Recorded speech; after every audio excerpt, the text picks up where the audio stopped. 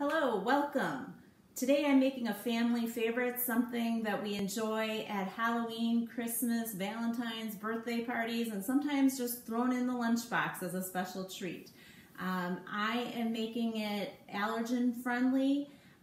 It's chocolate seed butter cups. I am using sunflower seed butter.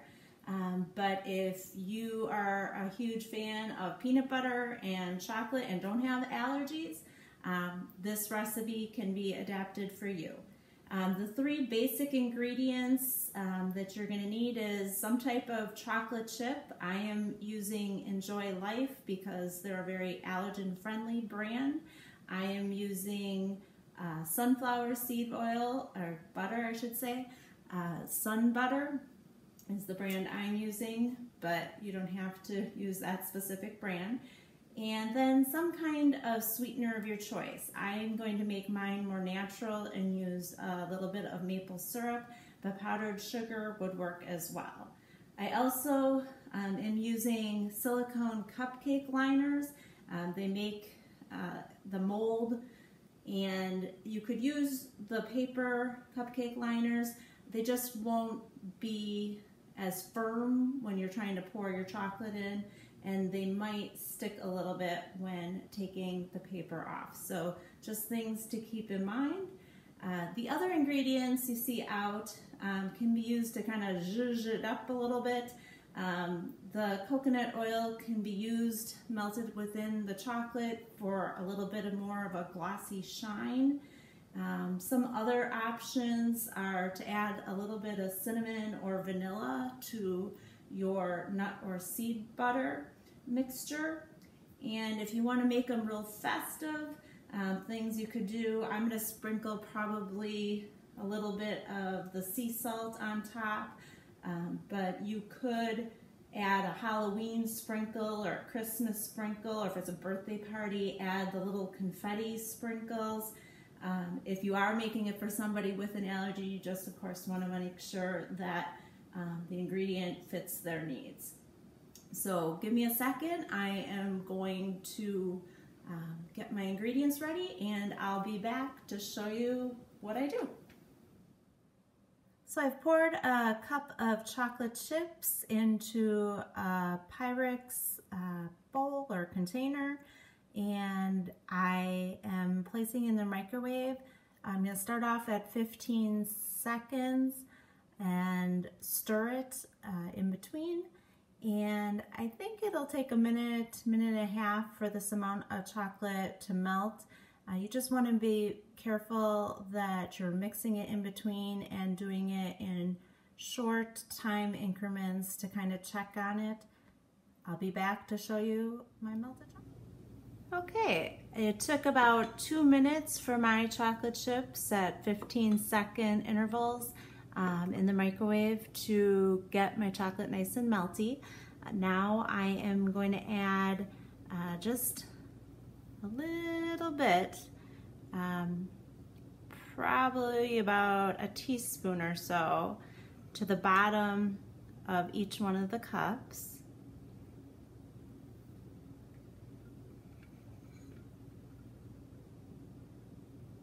And then what I'm going to do is just tap them like this a little bit and swirl them around till the chocolate coats the bottom. And I'm going to continue this with each of the cups.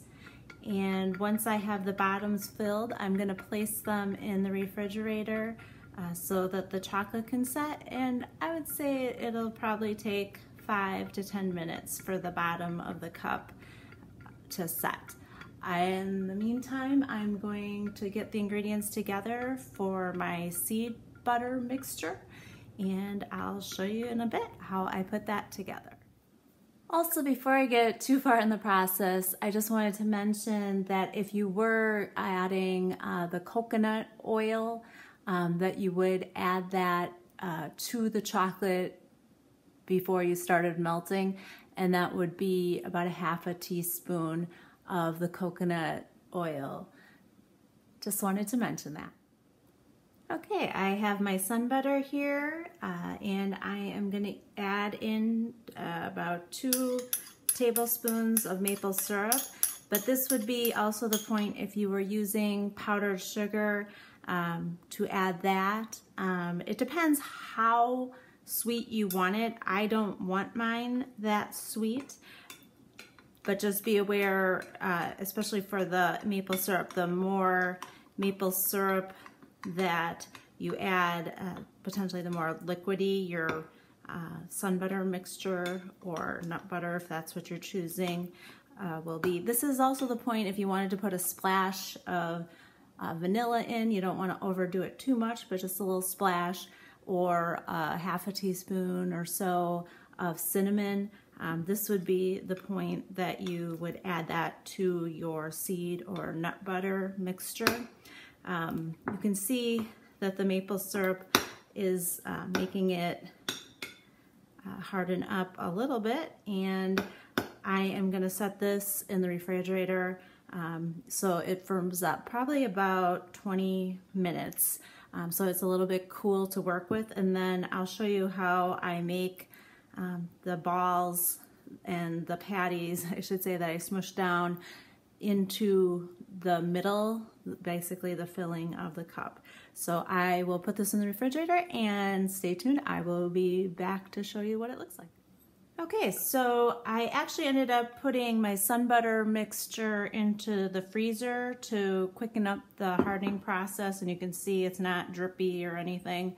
And I have a teaspoon, and I'm just kind of making heaping teaspoon balls, rolling them up in my hand. You don't want to make them too big, and I'm really hoping these aren't, so maybe not too much more than a teaspoon. And I'm going to make them into balls, and then what I do is just use the palm of my hand to press them down a little bit. You could use the back side of a cup if you wanted to be more precise. And then I'm making like little sun butter patties, and then once the chocolate is hardened, the bottom layer, I'm going to place these on top and then pour with more chocolate. So I'll be back to show you that in a second. All right, so my chocolate bottoms of the cups have set. I just pulled them out of the refrigerator. You can see that, you know, they're not melty, and they're nice and solid. And now I am going to attempt to put in my little patties, my sun butter patties, in the middle of each one of these. And these I made pretty large. I would recommend maybe making them even a little smaller than these, but we'll make this work. The other recommendation I'd have is if you have a piece of parchment or a silicone mat to set the sun butter patties on, it'll make them a little bit easier to remove. And I'm just trying to press them down so that these patties are thin. I mean, you could make these as big as you want. You could make them the size of the whole cupcake if you wanted to adjust the recipe. But I'm trying to make them pretty thin. So I'm just gonna finish these up, and I'll be back in just a second to show you the chocolate covering. Okay, I'm back, and I have my melted chocolate left over from when I was making the base of the sun butter cups. And what I am gonna do now is drizzle the chocolate on top of the middle of the sun butter patty and top it so that I can't see the sun butter anymore. So let's see how that goes. Let's see. We put about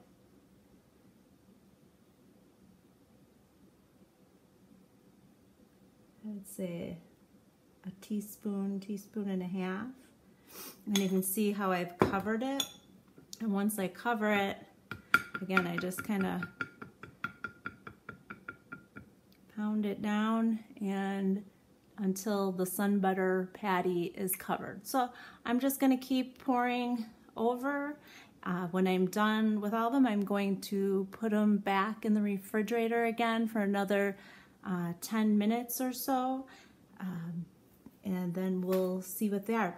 One other thing is, before you put them in the refrigerator, if you're going to put any topping on, like a sprinkle or a little sea salt, this is the point that you want to do that. Otherwise, if you do it after, they're not going to stick to the sun butter cups. So that's what I'm up to. I will be back in a minute to show you the final product. Okay, I'm just finishing up taking out my sun butter cups from the mold, and wanted to show you how they look. I used 1 cup chocolate mixture and a half a cup of the sun butter mixture. I only have half of them out here right now, so that'll yield about 12 sun butter cups. Also, another tip that I use is, if the sun butter mixture is getting too mushy, just place it back in the fridge or the freezer for a few minutes. Let it firm up before you're trying to, roll it into balls and form patties. Otherwise, it gets pretty messy. So if you are looking for a special treat for yourself or for someone you love this holiday season, please consider giving these sun butter or nut butter or whatever kind of seed or nut butter you're using a try. Enjoy.